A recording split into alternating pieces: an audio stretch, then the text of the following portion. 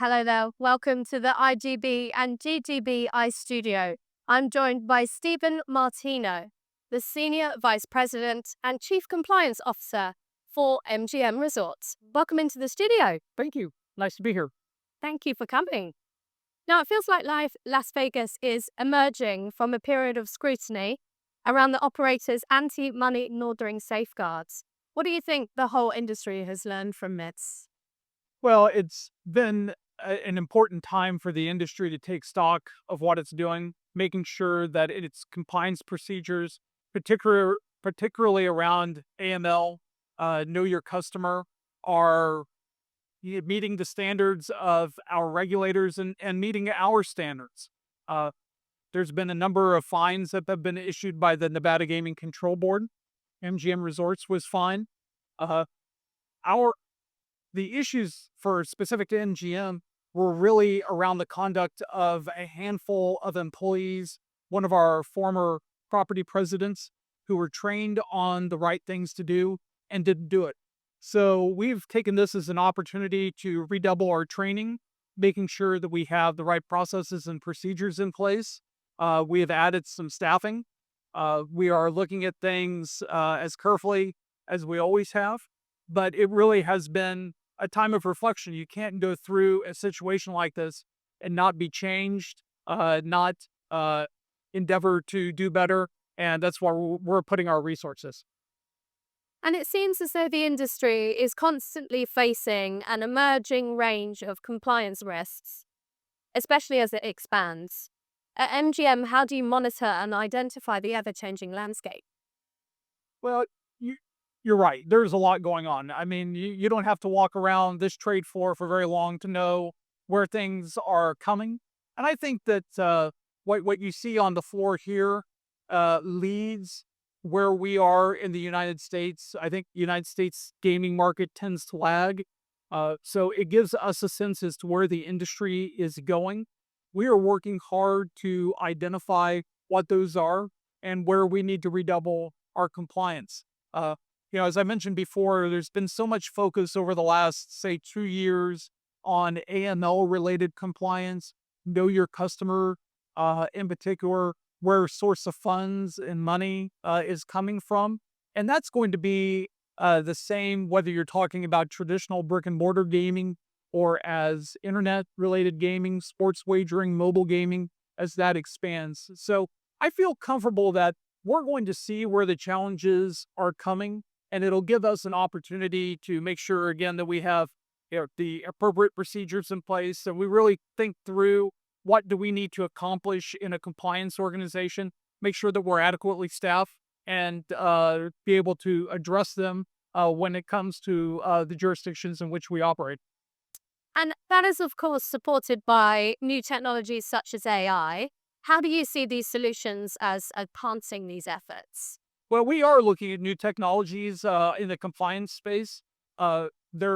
We've brought in one. It doesn't so much use AI as it does obviously some software related approaches, solutions, again, around identifying suspicious activities in our casinos.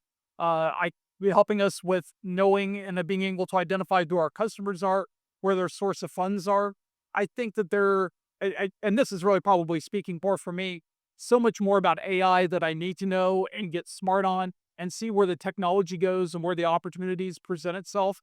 But we still have a team of individuals that roll up their sleeves every day, identify, who our customers are, where their source of funds come from, and make sure that we're doing the right thing. But as new technologies develop, and they develop so rapidly, I think what we'll be talking about at ICE next year will be different than what's here this year. That will give us an opportunity to, pick and choose, embrace those that work for us, where we're at. We have 9 land-based integrated resorts on the Las Vegas Strip.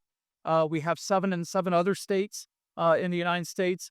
And so we're focusing on how do we make sure that we have the best compliance processes in place, that we meet the standards that not only our regulators and the states and federal governments operate, but that we have for ourselves. Now, we often talk about innovation in gambling, but that's often localized to product design and development.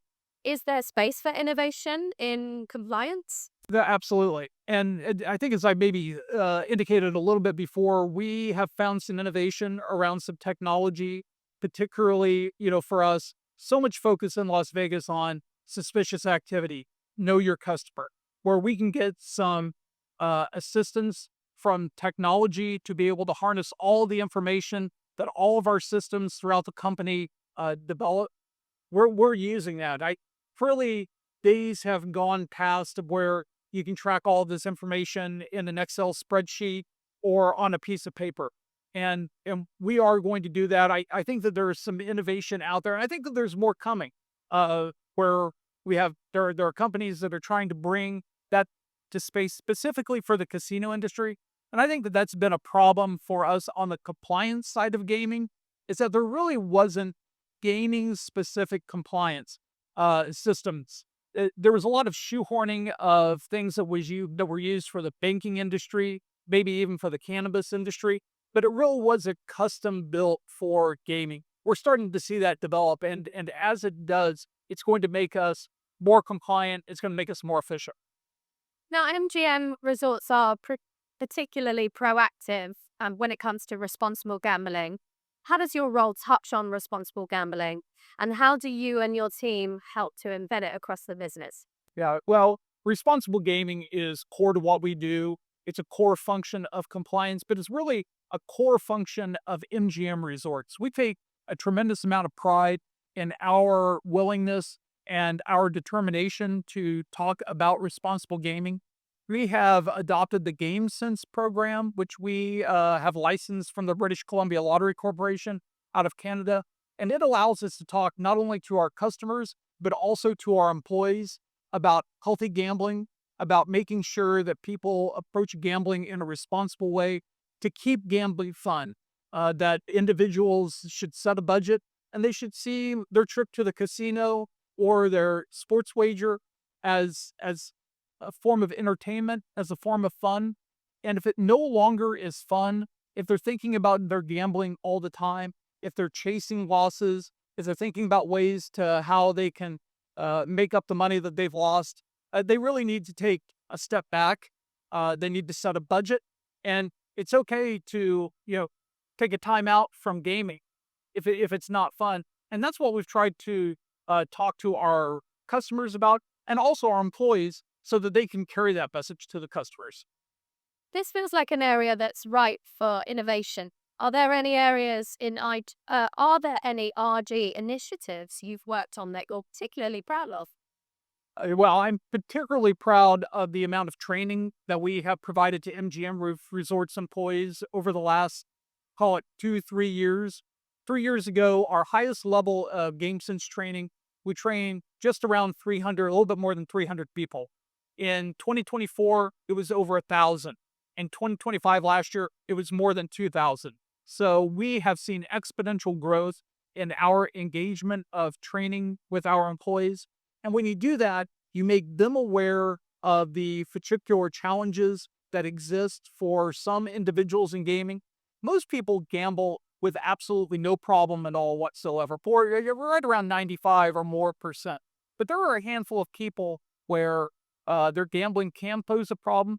And for about 1% of the population, we know that they're compulsive gamblers. They should not be in a casino. They should not be gambling. And we need to have the courage to be able to say that. And through training our employees, helping them to identify and get people the information and the help that they need, I think we're making a lot of positive steps.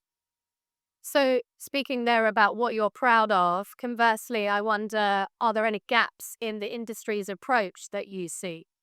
In responsible gaming, Yes. Uh, I think that there's still so much more we can do around research. One of the other things we're particularly proud of at MGM is the amount of money every year that we dedicate to peer-reviewed scientific research. Much of it donated to the International Center for Responsible Gaming. We also use and engage others through Kindbridge. There's just so much information that we don't have, that we don't understand, for I practically forever. gaming has been an under-researched area because it just hasn't been the money to support the research. The academic peer-reviewed research and researchers are out there, but there has to be the funds to support their research. Many of them are in an academic setting. They have to go and chase where the research dollars are. And there has typically in this broader lane of behavioral matters been more research money for, say, alcohol, substance abuse. Areas around gaming have, I think, traditionally been underfunded. So I am particularly proud of how we have embraced and funded significantly millions of dollars over the last 20 or so years from MGM Resorts in the area of research. Uh, and then continuing to be advocates within the industry and with public policymakers, specifically in the United States, about responsible gaming, talking about what we do, taking pride in what we do and how we approach responsible gaming, why it's important, not only for us as a company, but for the entire industry to create a responsible environment around gaming. It seems that compliance serves as an operational and cultural function. Operational through the processes and practices it implements, but also cultural as it essentially has to be embedded in individual employees across the business. How do you approach that challenge? Well, we train employees, and we have a lot of training at MGM. We we obviously have online training, but we're really, and particularly this year with some of the other things behind us, going to embrace in-person training. One of the things that came out of our issues and the challenges that we had with a small handful of employees that were in the marketing department was really redoubling our efforts to train and make our casino marketing teams aware. Uh, I am convinced that virtually all of them come in every day wanting to do the right thing, but sometimes just having reminders around training of what the standards are, what the law is, what the expectations are, has been useful and helpful for us. And so, really being committed to training. And the other thing that we talk about specifically at MGM is tone from the top. It's important that rank and file, however you want to describe that, is engaged, but it is particularly important that our senior leadership, the people who manage others, the people who lead, who set the agenda, are know what the right thing to do is, that they are also trained.